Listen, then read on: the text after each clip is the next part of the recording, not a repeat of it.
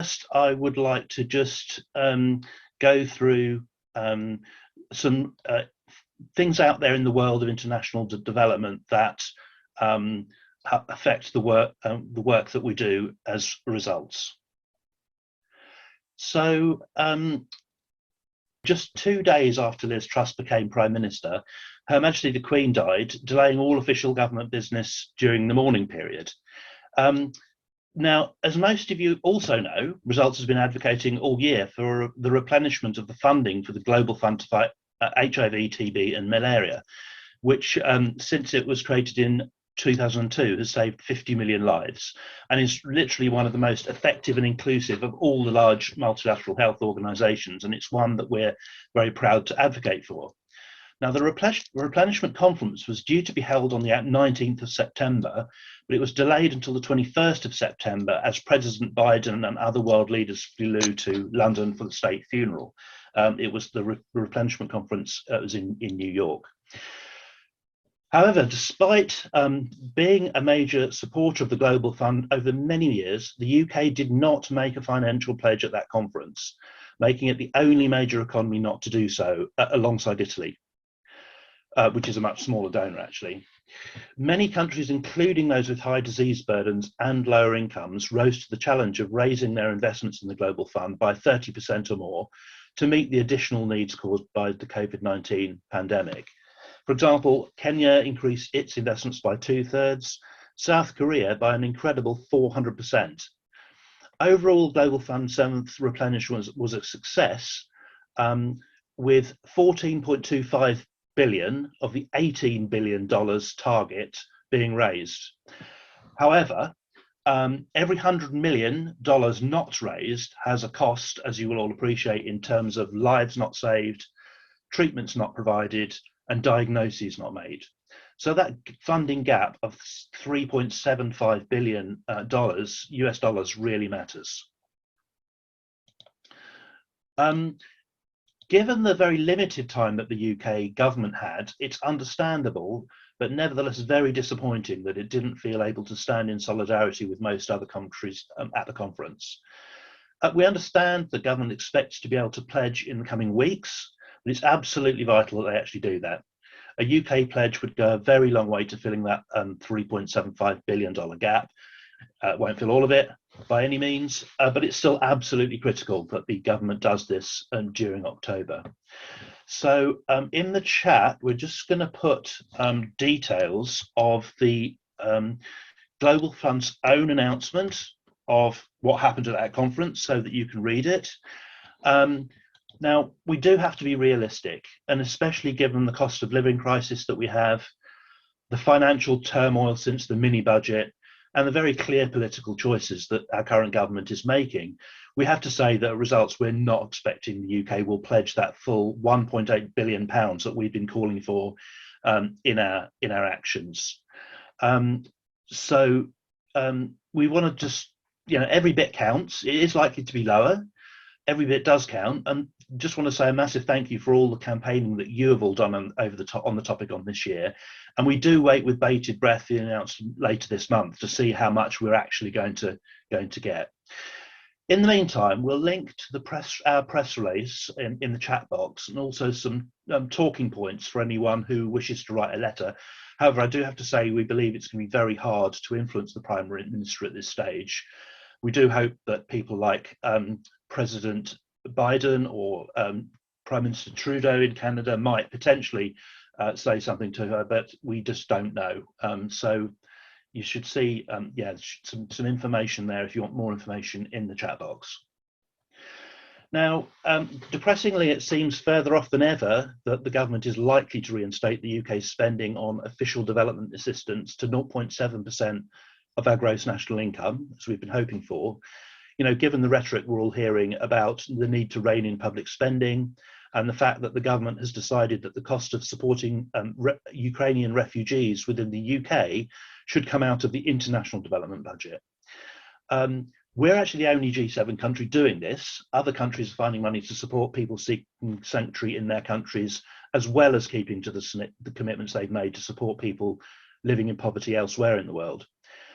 It is strictly within the rules, however, but it effectively makes yet another cut to the ODA budget of around 3 billion, we believe, out of a total of what was 11.6 billion last year. So that's a huge proportion of the total, which will displace many other life-saving activities and programmes that the government could have been funding.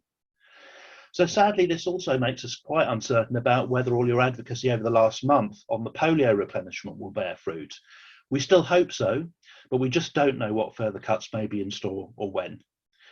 We expect to hear about the polio replenishment as well this month, with the polio pledging conference expected on the 18th of October. Now, of course, we mustn't let this stop us from continuing to advocate for what we believe in. Campaigning, as many of you all know, is often described as a marathon, not a sprint. And I'm very confident that though the immediate future does look tough for funding the fight against global poverty from the UK's perspective, I know that you'll all be advocating on these issues when this current government has long gone. So on that note, I think that's really all I want to say about the kind of context at the moment. What we will do is what we normally do, and I'm going to hand over to Ruthie to just run down some of the things that you've been doing all around the country over the last month. Thanks, Naveed. So yeah, despite an update this month of strategic and political things which aren't all sunshine and flowers, your advocacy is still being noticed, and we want to say a massive thank you to everyone who took action in September despite some of that turbulence on the September polio action. It was great to see quite a few letters were sent and to hear from civil servants that your actions are still being noticed and the support is appreciated and needed. So please do continue to take actions and let us know when you do, because we love seeing your updates, seeing letters that you've sent, replies that you've received. And yeah, it's really uplifting for us to see and helps us get a sense of what's going on across the grassroots network. We've recently held some of our training sessions, which was part of the Advocacy Skills and Knowledge Training Programme this autumn. So far, we've had 3 sessions, one on nutrition and food security, one on advocacy basics and the results campaigning model, and then one on creating strong advocacy groups. So thank you to everyone who came to those. I hope you've enjoyed them. And if you weren't able to attend later, when the programme's finished, we'll be uploading a few recordings and resources. So you've got a bit of a blog to go to with various things to look at, both individually and maybe with your groups as well. But we've got 2 training sessions left. So if you haven't signed up already, you still can. Next Tuesday, so Tuesday the 11th, from 7 till 8:30, we have a training session on social media and blogs as advocacy tools, which will cover some basics of social media and blogging, as well as using them in the results advocacy setting. And then the training programme will end with our in-person training day on that's back in time, October the 15th, Saturday, October the 15th in Manchester. So we've still got a couple of spaces available. There'll be in-person interactive activities and refreshments and lunch. So if you haven't signed up but would like to, please do sign up, and I'll pop the form in the chat so that you can let us know if you are interested in those. Just make sure, there we go. And the other thing that's been going on recently is freshers fairs and recruitment stalls. So this time of year is particularly busy for groups with quite a few students and in areas with students. And we know there's been a stall in Swansea last week, one in London yesterday, I think another one in London later this week, one in Manchester coming up towards the end of October. So just a big thank you to everyone who's taken time out of their days to go and make those stalls a success. There were 66 sign-ups in London yesterday and quite a few in Swansea. So we'll pop a link in the chat with some photos from a tweet that we shared earlier about that London fair. And lastly, we're now into October, where here in the UK we celebrate Black History Month. So look out for things on social media, and we'll also be hosting an event later this month about Black British literature in London. Obviously, apart from things going on in results, there's going to be loads of things across the UK. And it's a really great month just to learn some more and go to events and connect with people. And maybe another kind of prompt to look at our August Action resources, which were about anti-oppression and anti-racism, and perhaps seeing if there's any links that you want to use there to continue to listen, learn and act on such an important topic. So we'll pop those into the chat.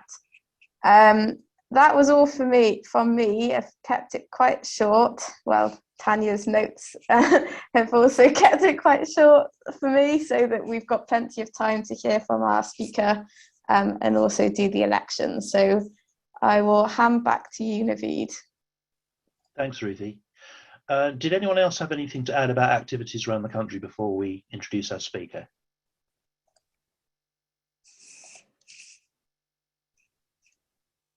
Okay, so I'm delighted then to introduce our guest speaker this evening, who I see has joined us. We are going to run as the rest of this call as we normally would, but just finish a bit before the end, so we do have time to run that election. So it's a great honour to introduce Nada Mounzer. Nada, welcome. Hi everyone, thank you so much for having me. It's an honor for me to join you. Thank you. Thank you, Nada. Let me just say a little bit about Nada to introduce her, and she'll say a few words about herself, I'm sure. Nada is a mother, a former teacher, and a children's rights activist.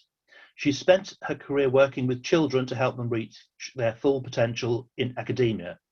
Most recently, she is the co-founder at Impact Lebanon, which provides free high-quality online tutoring for disadvantaged students and professional development seminars for teachers in Lebanon. She's currently the campaign officer for the Send My Friend to School Coalition, which some of you will know Results UK hosts in our office. And for those of you who don't know, it's a UK coalition of international development NGOs, teachers' unions and charities campaigning for children's access to education around the world. I'm sure we'll hear a little bit more about that later. You can find out a little bit more also about Send My Friend and the current campaign on teachers through the link that I'm just about to put in the chat box. So Nada facilitates and supports young people during their journey of being at the forefront of the campaign, and so she's clearly got a lot of experience of advocating for access to education, which I hope she will share with us this evening. So Nada, once again, welcome. Thank you for being with us and for joining the members of the Results Network on this conference call. We've campaigners here from all around the UK, ranging from people who've been campaigning on international development issues for many years, and others are brand new. And I think we may even have some people who literally only got in touch with us yesterday at a recruitment fair at LSE. So if there are any of those people on the call, welcome. I'm afraid I haven't seen you, but do feel free to introduce yourself in the chat if you're on the call. So in a minute, Nada, we've got some pre-prepared questions for you, as you know. But before we ask you those, I'm going to follow what is our regular practice on this call and ask you if you could just share a bit about your personal story of how and why you got involved in advocacy on global education. Yeah, so I'm going to share a very personal story, but this is a story that actually has set me, it's in my DNA, and this is what I do, basically. So I'm privileged to be born in a family that has advocated for women and children in Mount Lebanon. If you want to see Lebanon, you have to zoom, because we're such a small country on the Mediterranean Sea facing Cyprus. And my grandfather, from my maternal side, he always said that once you teach a woman, you teach a society. A woman is the future, and education, it breaks the cycle of poverty. And I'm talking about a man, like if he was still alive, he'd be more than 100 years. So you can see how he was very futuristic. And this is the kind of upbringing I've had about how important education is. Both my grandfather and my father broke out of poverty because of education. So yeah, as I said, this is in my DNA. So it just comes so natural to me. On a personal level, I did my undergrad and master's in education, specifically in science education. And I did a bit of research worked in Lebanon a lot with students, and I have more than 10 years of experience working in classrooms in Lebanon. And then I came here to the UK and I taught biology for GCSE groups, classes, and I've always wanted to work for the NGO. So during that phase, I always had working for charities in the back of my mind. And this is when I decided to go into children's rights. And I did my degree here. And yeah, and here I am. That's in a very quick nutshell. Thank you, Nada. Thank you so much for sharing that with us. We always love to hear why our guest speakers got involved in advocacy on international development issues. Obviously, every single person on this call also has their own reason for being here this evening. So it's really important for us to reflect on this, to remind ourselves of why we're doing what we do, especially, I should say, when the going gets tough as it is in the UK right now. So I'm going to ask if we can go to the first of our pre-arranged questions before we open up to the floor. I am going to just give you a number to text when we do get to that point. The number to text tonight is actually Ruthie's mobile, which is 07877 831 790. That's 07877 831 790. But before we do that, I'm going to ask the first person for the first pre-prepared question, which I think should be coming from London. Yeah, it must be me then. I'm London. Go ahead, Richard. Thank you, Nada, very much for being with us this evening. What are the barriers to children around the world receiving an education? Thank you so much for this question, because this question, we can think about it and categorize it in two ways. There are the children that are not even able to attend school, and the barriers for them would be things like transport problems. I'm going to give an example in Lebanon now, when we have the economic crisis, petrol prices are through the roof, banks are not giving anyone their own money. People that I've met over the summer, they literally cannot have enough money to take their children to school. That's one barrier. In other areas, it's not even safe to commute. So you might have like long roads, a long walk. So it's not safe, especially for girls and vulnerable individuals, to commute to schools. That will link to war zones. So some children are in a war zone or in a climate change, like in the Philippines, or due to hunger crisis. So all the children physically cannot attend school. Yet, those who are able to attend school still are not receiving the training or the learning outcomes that we hope they will, that the Sustainable Development Goal aims for us to, or aims for all the children to get by 2030. So currently we have 258 million children that do not go to school. And that is due to large classrooms. So the UNESCO says that for a class to function, we should have 40 children in one room.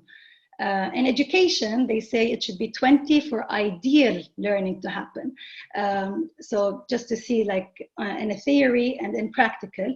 However, in real life, we have either 53 or more students in one classroom. So that's a very large classroom with one teacher.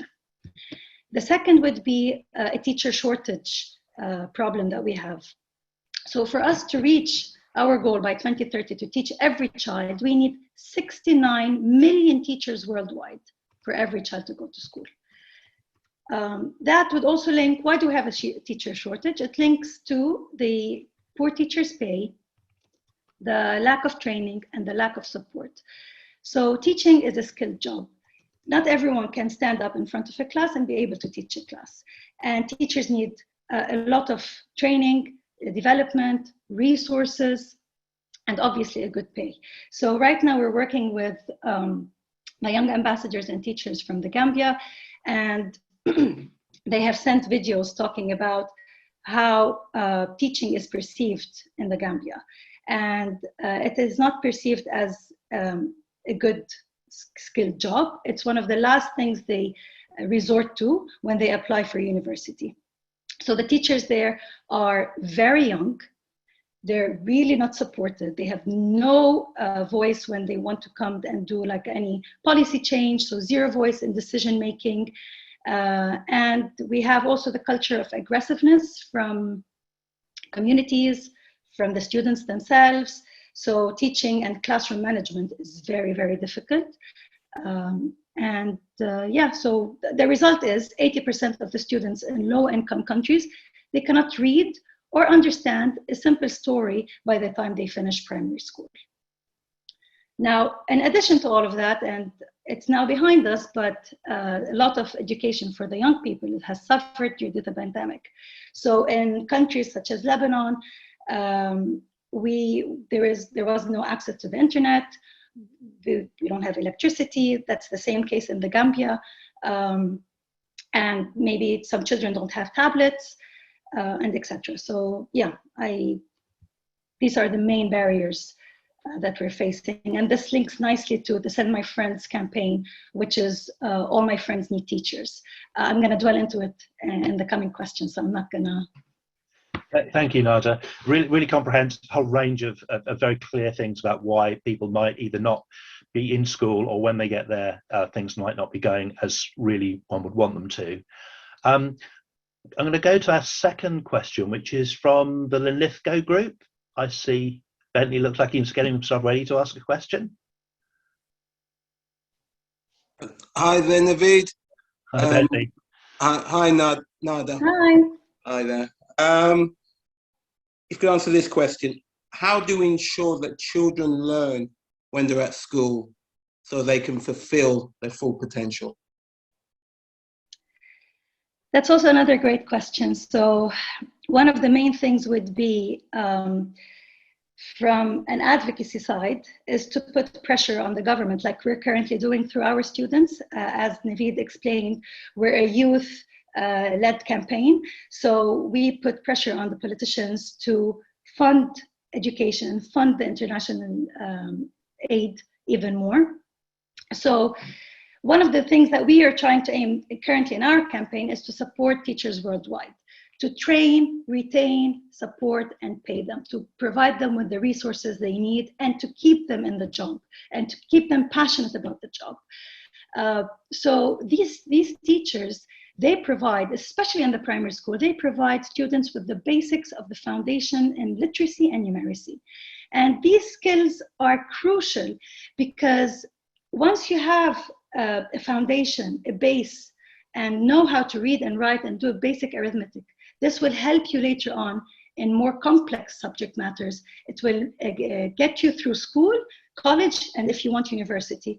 Or without these basic literacy skills, for example, pupils will struggle to understand any subject across the curriculum, because everything needs for us to be able to read, decode, decipher, and analyze wherever we are, even any job we get. So literacy and numeracy skills underpin the workforce participation in the future, productivity, and the broader economy, and it also impacts social and health outcomes. It also has a direct impact on the students' lives themselves, of how they perceive themselves, how they are motivated, when they wake up, what are they going to do about during the day. And this links to back to the Sustainable Development Goal that I've spoken about, that every child deserves a good quality education by 2030. So back to what I started with, advocacy. Political advocacy is, we need to put pressure on the UK government, and just, what has happened, that the international aid went from 0.7% down to 0.5%. That's a big crash and a big hinder in a child's education worldwide. And yet, even as a teacher myself, I'm gonna say that education is always deprioritized. So even if we go back to the 0.7, we're still pushing that education needs to be given the rightful amount so that we reach the Sustainable Development Goal that all the countries agreed about. So I believe deeply that education breaks the cycle of poverty, of hunger, improves a child's life, improves the society. So this is our way out. Thank you, Nada. So yeah, some very clear, compelling reasons why obviously children need to be in school, and some thoughts about what is stopping that and what we need to do about it, getting into the sort of more political side of things. And I'm now going to hand over to, I think, the Stork Valley group for our third and final pre-arranged question.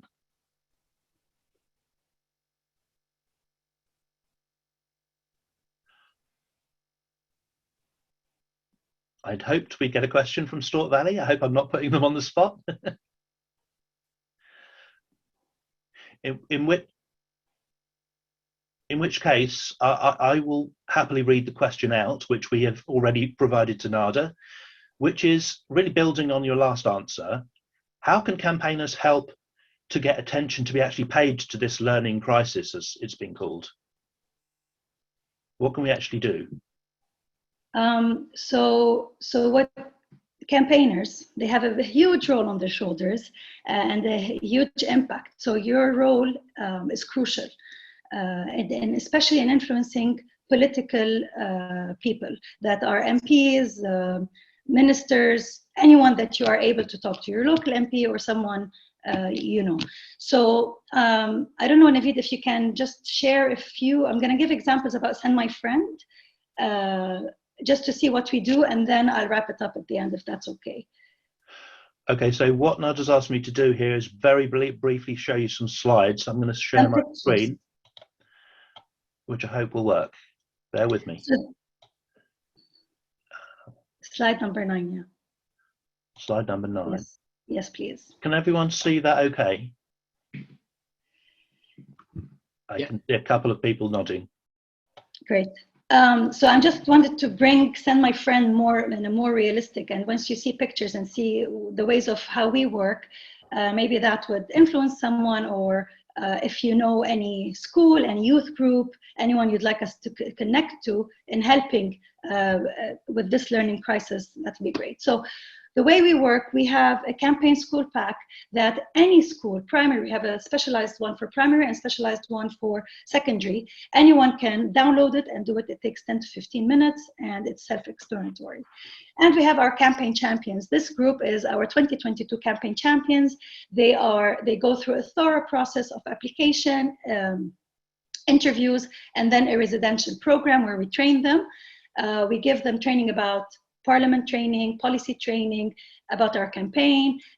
Yet today, they were at the Conservative Party conference advocating for their fellow students all over the world. Last week, they were at the Labour Party conference. So these are our campaign champions. Can we move on to the next slide? Because I don't want to take a lot of time on these. So in the campaign school pack, every child will design an issue tree. So we try to be very creative with our young campaigners and young advocates, and they send a message to their MP. If you can, please, Naveed, take me to the final. Yes, this is it. So this is where their problem-solving skills, their creativity, and just their awareness of what their ask is from their MP. So at the roots, they write the issues that are surrounding education and what are the barriers. In the branches, they write the effects of these issues on the students worldwide. And then apples would be the possible solutions. So each student will design it the way they want. They can work in groups, in pairs. It's an open, they decide. And then at the bottom up, they write a message to their MP, clearly asking, for instance, that we want you to provide the Education Cannot Wait program with £170 million so that we are able to teach that many students. That is an example. So our young campaigners are on top of this. And these are other examples of the issue trees that, as you can see, as I said, it can be as creative. So these are a bit more secondary school students. And yeah, so it's just a bit about our campaign champions here, but more or less it's about how advocacy and campaigning can start from any age. So this is, I don't want to dwell into it. If you have any questions, I'm more than happy to answer them later. And yeah, so our campaign champions, they do local campaigning, and then national campaigning. So they come to Parliament and they go to the labor conferences. And tomorrow is World Teachers Day. We have an event with MPs and with the Gambian students and the Gambian teachers discussing the issue at hand. So back to your initial question is, how can campaigners that are listening here, how can you help? So either through connecting us, I send my friend to schools, youth groups, any local group that you know, or you can, we can provide you with all the resources that you need. You can write a letter to your MP, you know, any creative stunt. Thank you, Nada. I'm going to just briefly explain our own the campaign action that we sent to people last week towards the end of the call. But now I think we do, as I say, want to make some time at the end. So I'd like to spend as much time as we've got on questions from you all. So I hope you'll be able to keep your questions, we'll be able to keep the questions and answers relatively concise. So the number to text, if you want to use a text, just a reminder, it's gone into the chat, but it's 07877 831 790, and that will go through to Ruthie, who'll read out any that come through.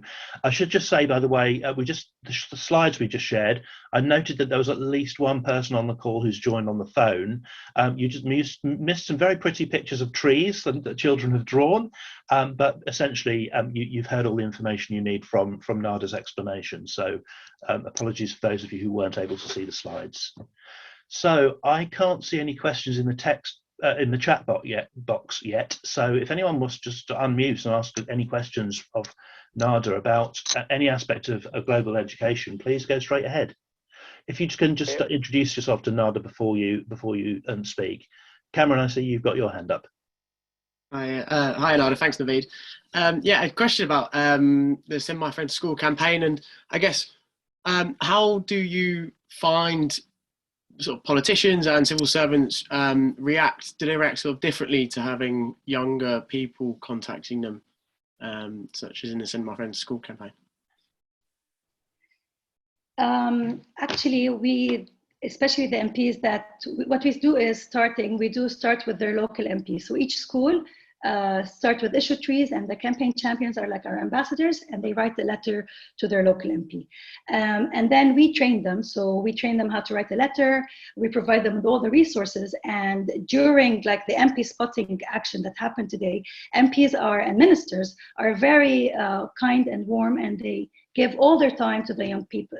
We've never had an issue with any minister or MP that was cold or negative. On the contrary, they always encourage them, and they appreciate the knowledge, and they ask them very challenging questions, and they really put them on the spot. And you can watch MPs sometimes being like, just taking a few seconds to get their thoughts straight. It's beautiful, and we're very, very proud of them to see a 13-year-old and a 14-year-old being able to discuss such topics and question people in authority and question what they're going to do about it and follow up on those. So they tell them, can you please go during PM questions and ask this particular question? And if they don't, they follow up with it. So it's brilliant to watch and see. Thank you, Nada. I've just noticed Pete in the chat box that says, how can I get in touch with the Gambia Projects? So the Gambia Project, this is the Steve Sinnott Foundation and Send My Friend to School. This is a yearly project of us getting young ambassadors from around the world. So this year it's from the Gambia, and he can send me an email, so I can drop in my email to on the chat box, and it's where the children from these countries, usually before COVID, we used to fly them in, and they used to have 2 weeks events at campaign champion schools, at like meeting with MPs. So tomorrow for World Teachers Day, we have 3 MPs meeting with 4 students and 2 teachers, but it's going to be a virtual meeting this time, just because we were recovering from COVID and all the restrictions when we made this decision. And they're going to be discussing and painting the real picture of what it's like being a student in the Gambia and what it's like being a teacher in the Gambia. and what are the solution, what is the solution in their point of view. Will there be Gambian students on the Zoom call? Yes, 4, 2 girls and 2 boys. Great. And 2 Gambian teachers. Did you say Steve Spinnett?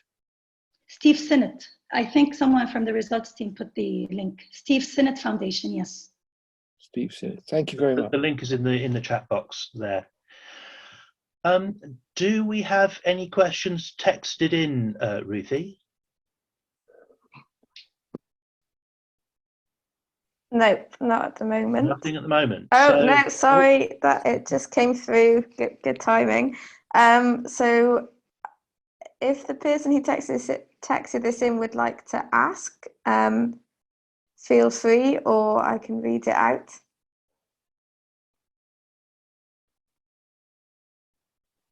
Yeah, just go Okay, for I'll it. go ahead. So it's a question from Deirdre and Pooh, which is, how are links made with other actions which affect motivation to attend school? For example, water and sanitation, safety on the way to school, etc.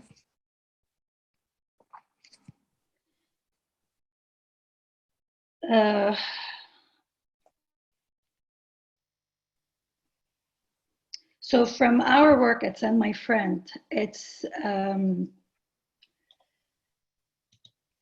a tricky question because we work with UK children and we partner up with other organizations. So how motivation to attend schools, I think that would, from my personal experience in Lebanon, that would be a shift in ways of thinking about what school can provide and how school would break the cycle of poverty and in a way show them success stories and provide a safe environment and a good quality teaching for the students to be able to achieve their full potential. So we really need to go back to like giving an example back to the UK government and putting pressure on them to provide the Education Cannot Wait Fund with £170 million to be able to achieve those goals. So from our point of view, it's a lot of advocacy, but on the ground, how the motivation happens to attend school, it should be through supporting teachers, providing them with resources, professional development courses, and letting them feel safe at school as a teacher and as a student. I hope I answered your question. If not, please just send a follow-up question because... I wonder if I can just follow up there from a results perspective, actually.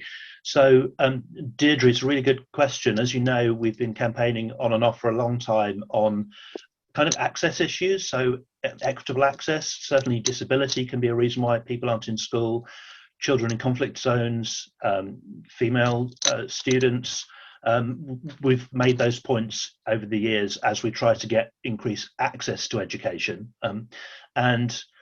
You're absolutely right. There's all sorts of reasons around the school setting, such as access to nutritious food or safety for women and girls. There's so many reasons why people might not, if you like, have that motivation, as you put it. And I hope I'm understanding your question correctly as well. What I think we're talking about at the moment is not that that's not still important. It is, but it has improved. Even since COVID, things are getting better again. But the figures I think that we're seeing around what happens when you even get into school are really stark. From low or middle income countries, only 70% of children being able to read a simple piece of writing or have the simplest numerical skills at the age of 10, say, and up to 90% in if you just count lower income countries. So I think what you'll see this in the action materials that we're sending is not exactly, it's really, we're not just running the Send My Friend campaign. We're also asking other people to take action, asking our grassroots network to do kind of complementary asks with their MPs, as you'll see. We're really asking for the government to make sure that its programs are worth people actually attending school for, quite aside from the point that you rightly make, that there may be all sorts of reasons why they may not be motivated to get there in the first place, or may not be able to get there in the first place. So I hope between the two of us we've done justice to your question. But do text us or come back to us if that doesn't quite answer what you were asking. I see in the chat, Jill's written, I've written to my MP recently asking the UK to commit to the Global Fund and to polio. I feel a bit embarrassed to write again asking for more money. Is there a particular point I could ask her on the way that the FCDO works on education? The answer is going to be yes, but I'm going to ask if Nada would like to answer that before I chip in on this one. Nada, can you see the question in the chat box? Yes, I'm reading it. Yes, thank you, Gil, for this question. So I think we should hold the FCDO accountable as well for their work, and they made a promise to us, to the world, and we need to keep pushing towards making sure that all children have access to an education. So definitely there is, you should not feel embarrassed by asking your MP about anything, even if it's more money. And I'm going to share our main asks. If you just give me 1 minute, because it's, I was looking for it while Naveed was reading the question. While Nada's doing that, Jill, I should say that in the action materials this month, which I've just put in the chat box, you will see a link to a recent results policy report, which is brand new, just a couple of weeks old, in fact. And it's got, I think, no less than 11 recommendations, all of which are important and all for things that the UK government can action. We're focusing on some of them, which do include asks for more money. Education, as Nada mentioned earlier, is one of the poorer cousins of the development portfolio, although we know that a lot of issues need more funding. But those 11 recommendations include some quite important policy asks as well about how our education programs should work. And I think one of the problems we have is that what evidence we have shows that there's just simply not having the impact on learning outcomes that they should be. And that's not just about money. There are other recommendations in there as well. So I just wanted to throw that in there. Go and look at have a look at that policy report, and you'll see all sorts of things that if you don't feel able to ask some of them of your MP, there should be other things in there that you can use as well. That's good, yes. Sorry, go ahead, Jill. No, I just know that it gives letters like that give the civil servants on the ground at the FCDO a bit of leverage with being able to improve how they're allowed to work, So Absolutely, it's not just about money, and just wanted to pinpoint that. I've looked in the action materials, and there is one bit that I can see, but that is good. That's more detailed. Thank you. Ruthie's put a direct link to that particular report in the chat box as well, so you'll see the 11 recommendations. Okay, lovely. Thank you. I do want to hand over to Nada before we leave the question. May I add something? Sorry, if so you can write as well and add, like, I think based on what Naveed said, that we need a new strategy. So ask for policy and strategy push on prioritizing increasing resources or training teachers, and ensuring that the work of focus is inclusive, recognizing the role in teachers in tackling inequalities in education. So it can always be not just funding, but in a policy or a policy pressure for the FCDO. So a new strategy on global teachers is one of the asks that we are also pushing for, other than the funding. Thank you, Nada. And I've also just put a link in to Send My Friends policy report, which I also have, which is called All My Friends Need Teachers. And you can see, you might find some additional information there. Now, it is 10 to 9. I do want to make sure that we leave time for our grassroots trustee election, but I think we probably have time for one more question if there is one. And then if we have time at the end, we can come back to it. But who would like to ask a question at this stage? Could I ask? Sorry. Yes, please go ahead. I can't see who was talking there, but go ahead. It's William Ross from Lindesco. Hi, William. Yes. Can you tell us what methods you use education seems to be 2 points, literacy and numeracy. Is literacy conducted in the local language, or do they have to learn English first? And secondly, is numeracy more a worldwide method of communication, or is there emphasis on the numeracy side of things before the literacy? Thanks, William. That's quite a level of detail that we may not have, but I'll throw the question over to Nada anyway. Thank you, Ruthie, for writing, because I couldn't hear the, okay.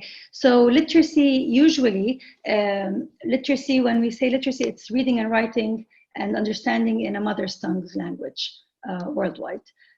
That's how it's usually.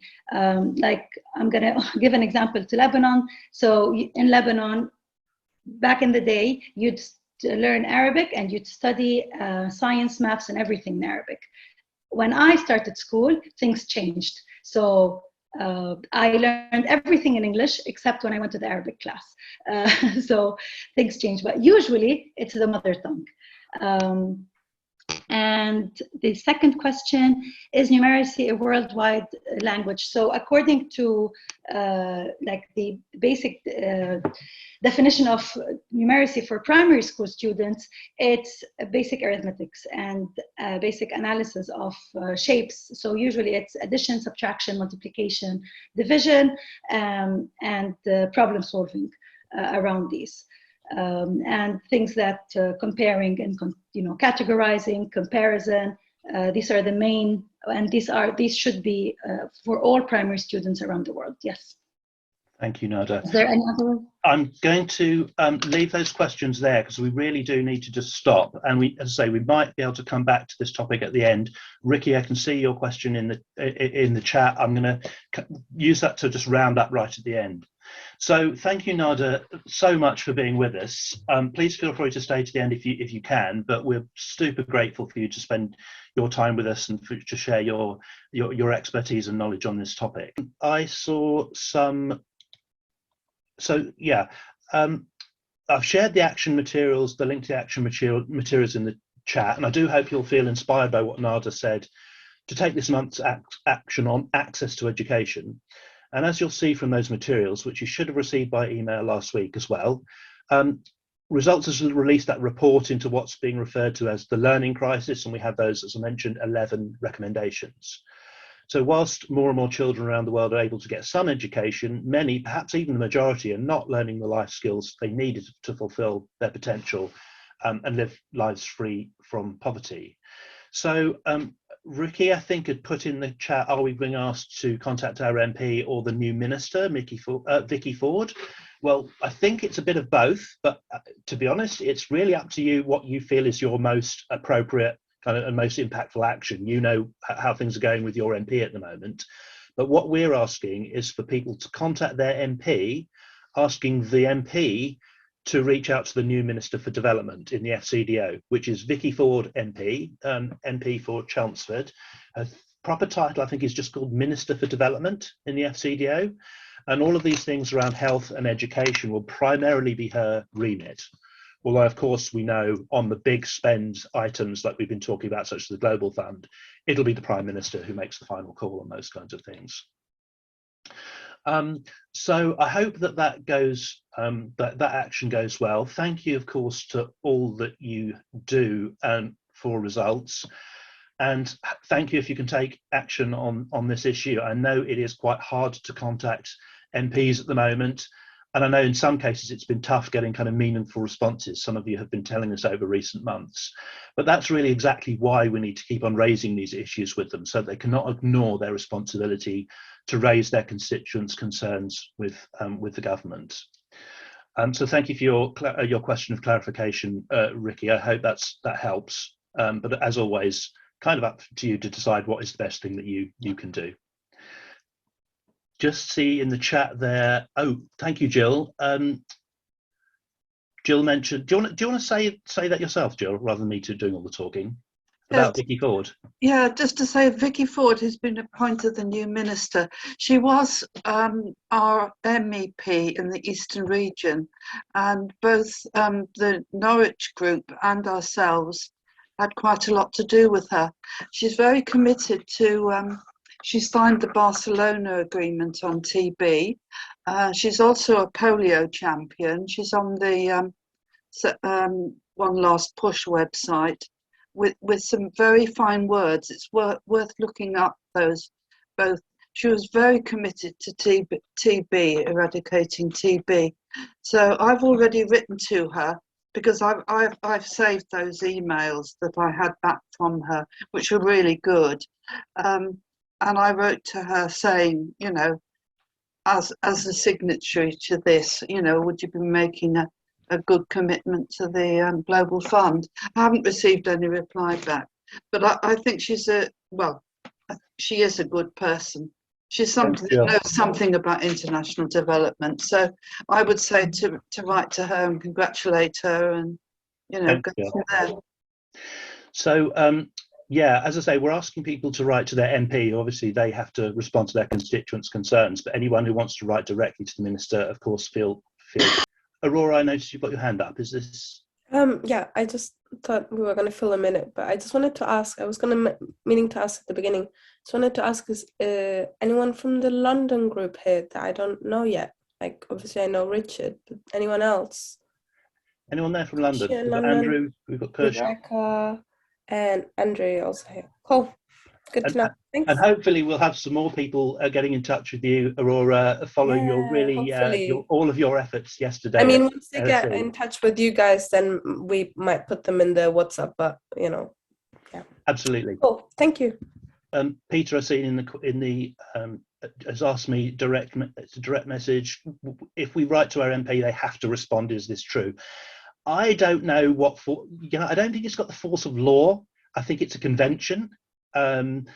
It's they kind of do, but we certainly come across examples where they basically don't, or they're, you know, if they're ministers, you know, they're going to be very busy, and very often they don't, and they have communications people to do that for them. And of course, you know, MPs have staff, so I would say kind of they do, but it's definitely not force of law. It's more convention, if that helps. Apologies, we have overrun, and look, thank you all as always for being part of this slightly chaotic call this month. I hope you've enjoyed the content on education. Hope that's helpful to help you to take action. And again, thank you to our brave candidates, and we will be in touch. So for now, goodbye from me, and enjoy the rest of your evenings. Bye. Thanks everyone. Bye, guys. Good to see you. Bye. Thank you. Bye bye.